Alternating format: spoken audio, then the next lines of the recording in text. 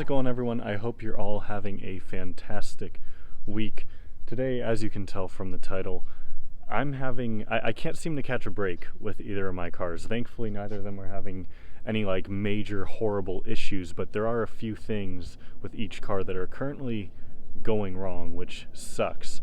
So I'm going to talk about some of the improvements, some of the small improvements I've made to the cars over the last month or so, as well as talk about all the issues that each car is having in this video. Make sure to like this video and subscribe if you haven't already to help me reach my goal of 100,000 subscribers. You might notice that I look a little bit different, and that's not because I'm wearing this hat right here. I'm wearing this because my hair looks like crap and I didn't feel like fixing it before I started filming. But I'm actually filming on my iPhone, and that is because I usually use a Canon G9X. You guys have kind of complained about the audio in the past, and I know it's sometimes not the best, especially when it's windy. There's just no way to attach any sort of wind muff to that camera or any sort of external microphone. So I didn't really know that when I bought it. Got a little bit screwed. It's okay. I've used it for 2 years. It's been a great camera. But I figured I would try out my iPhone, see how this external audio source works. I bought a microphone, an adapter, and a tripod, so hopefully this will work out. Let me know how you like this camera setup compared to what I usually use down below in the comments, and I might switch to it permanently here in the future. With that said though, let's go ahead and jump into today's video. If you're wondering why this car is on jack stands, make sure to go watch this video up here in the top corner and you'll see why. But first I want to talk about some of the good things that have happened with this car, at least in the past couple months. First, of course, you'll know that I got the car painted, so it's been great.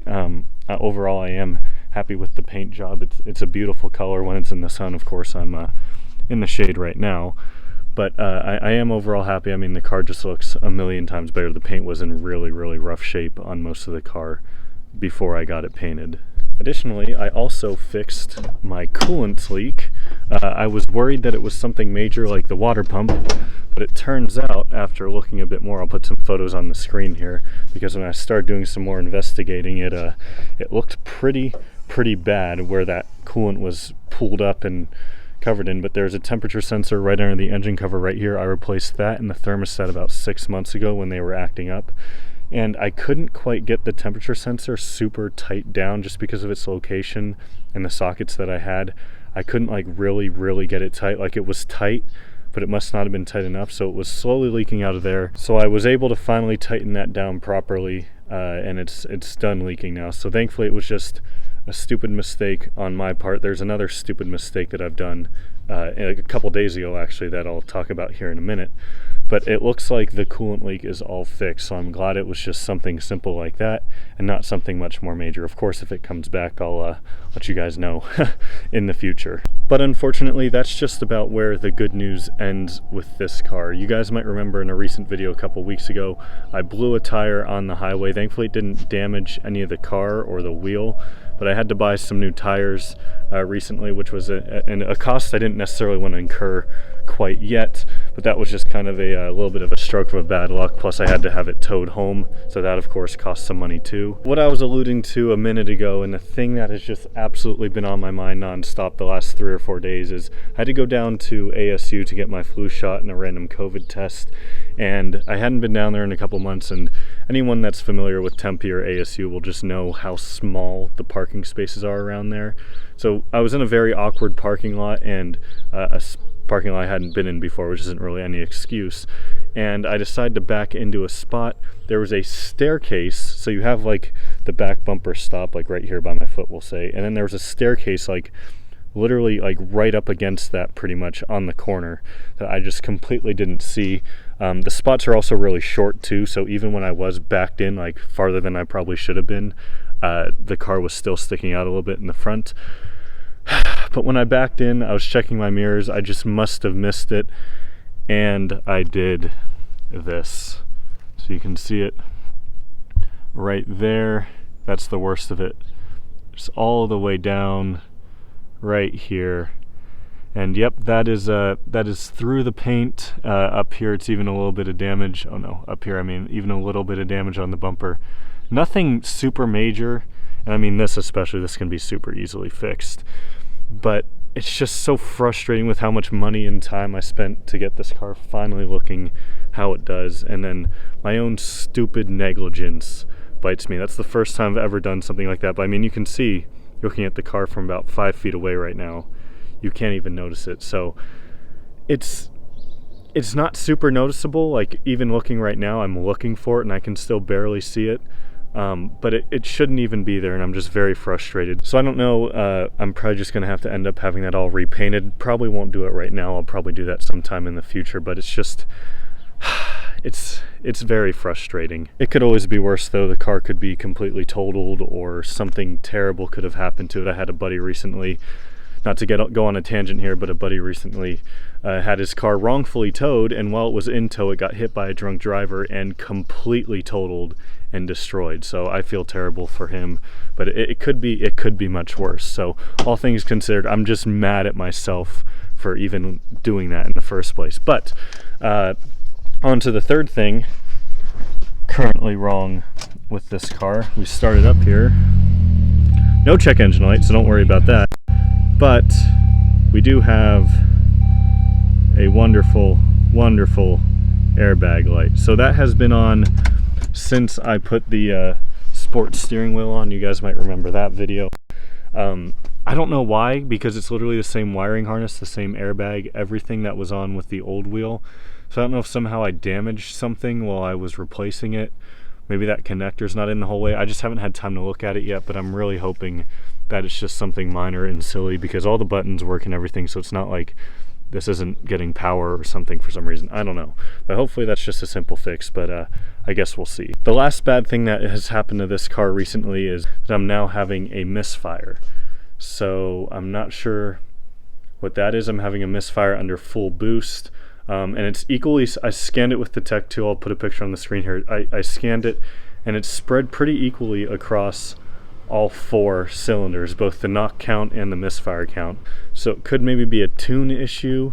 I'm putting 91 like Shell grade fuel in it. I'm not putting like cheap 87 octane in it. And yes, you Europeans, I hope you know, but 91 octane in the US is equivalent to like your 98 or 100. So 91 in the US is good gas. So yeah, that's what's been going on with the ARC. It's only at full boost, like I said, but that's something I'll have to look into here relatively soon, and it's weird. So I don't know. If you have any suggestions, I'll probably check the gap on the spark plugs here this weekend if I have time, because I replaced those about a year ago. Could also just be coil packs going bad. I don't know. Could be a number of things. Who knows? I don't know. Thankfully, though, the car is, of course, still drivable. But now, time to move on to the Turbo X. I'm actually not going to move this car out of the garage because, well, I parked this car in the way a little bit to, park it more of an angle, but also because it's completely inoperable currently. Actually, that is completely not true. I just felt like saying that. I don't know why.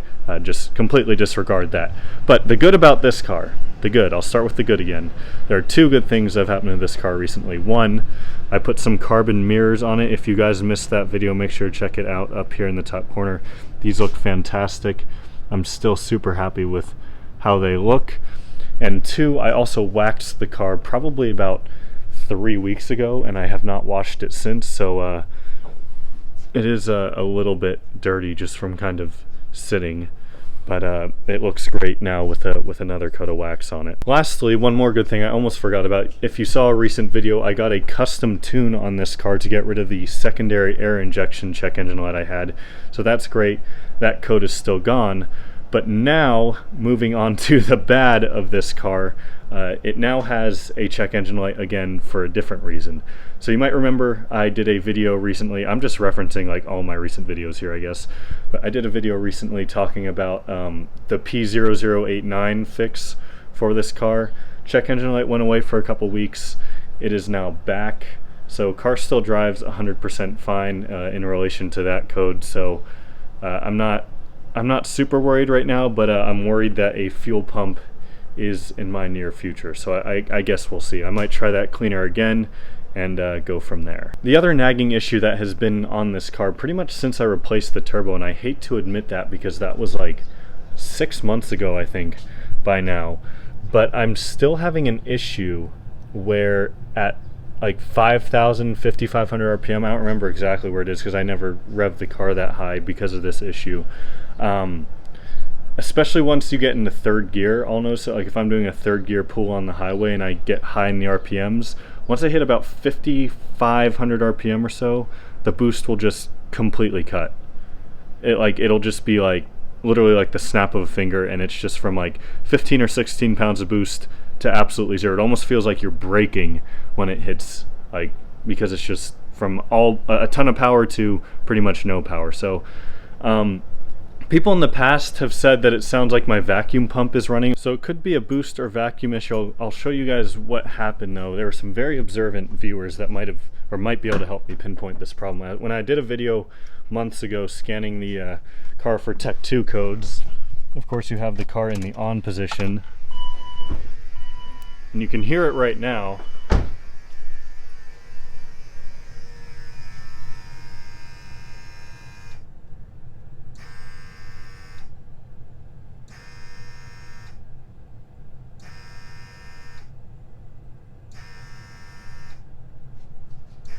So it pretty much just makes that noise non-stop.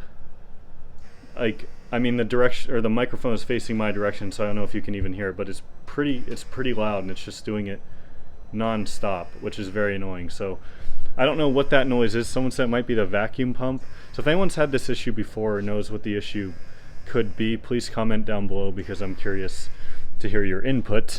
But that maybe, I don't know, maybe that's the cause, because that doesn't seem like it's normal for the car to do that. Other than that, guys, that's all I've got for today. Next video should be a very fun one. The day that you guys are watching this most likely will be the same day that I will have the cars out on a cruise with the Saab Club. So I don't know how many cars are going to end up showing up, but 15 people said they're going. So hopefully we'll get 15. I'm hoping for 10 cars at least. 10 cars would be fantastic. But we're going to be going up on a cruise to Bartlett Lake, which is about an hour north of Phoenix or Tempe, where we're meeting. So I'm really looking forward to it. Should be a lot of fun. I'll be filming. But with that being said, that's really all I've got for today, guys. Hopefully I can start to knock off these little issues with these cars one by one. Thankfully, none of these issues are preventing me from driving either of the cars, which is very nice. Thank you all so much for watching. If you enjoyed the video, make sure to give it a thumbs up and comment below, and I'll see you all next time.